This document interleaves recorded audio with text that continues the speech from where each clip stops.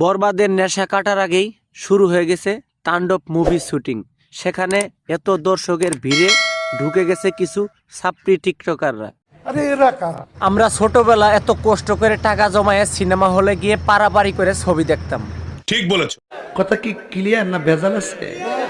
আর বর্তমান সময়ে লক্ষ লক্ষ কোটি কোটি টাকার বাজেটের ছবি টিকটকের মাধ্যমে আগেই দেখা যায়। নিঃসন্দেহে তুই ঠিক কথা বলেছিস। সিনেমা হলে গিয়ে সিনেমা ভিডিও করে টিকটকে ছাড়তো সেটা না হয় মানতাম, কিন্তু শুটিং চলাকালীন শুটিংয়ের ভিডিওটা যদি আপনারা আগেই ছেড়ে দেন তাহলে তো ছবির ইন্টারেস্টিং থাকে না। রায়হান রাফি পরিচালিত আমাদের mega star superstar Shakib Khan অভিনীত এবং এই ছবিতে নায়িকা হিসেবে অভিনয় করবেন জানি সাবিলা নূর।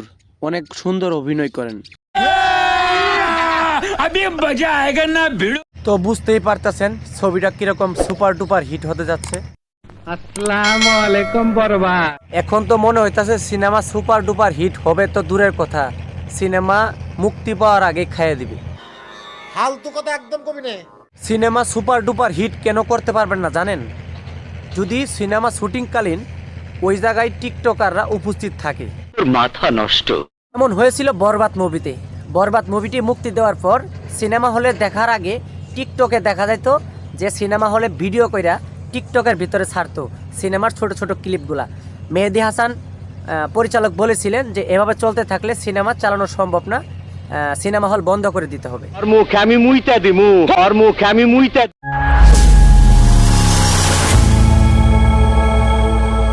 ঘুরিয়ে পেঁচিয়ে না বলি, আসল কথাটাই বলে ফেলি। আমি যে কথাটা বলতেছিলাম যে এত লক্ষ লক্ষ কোটি কোটি টাকা খরচ করে সিনেমা তৈরি করতেছে, এই সিনেমার শুটিংগুলো টিকটকে এবং ইউটিউবে পোস্ট না করা হোক, সুন্দর মতো সিনেমার শুটিং দেখেন।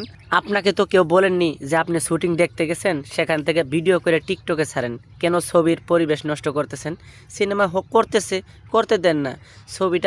ছবিটা করুক। ছবির যে একটা আকর্ষণ, ছবির যে একটা ফিলিংস, সেটা দর্শকদের ভিতরে থাকুন।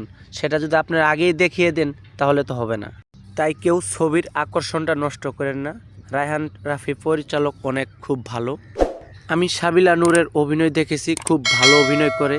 আর আমাদের মেগা স্টার শাকিব খান তো জানেনই অভিনয়ের সেরা। এই জন্য ছবিটা খুব সুন্দর মুভি হবে, খুব সুন্দরভাবে শুটিং চলতেছে। ছবিটা আশা করি অনেক সুন্দর হবে। সবাই দেখার জন্য প্রস্তুত নিয়ে থাকুন আগামী ঈদে।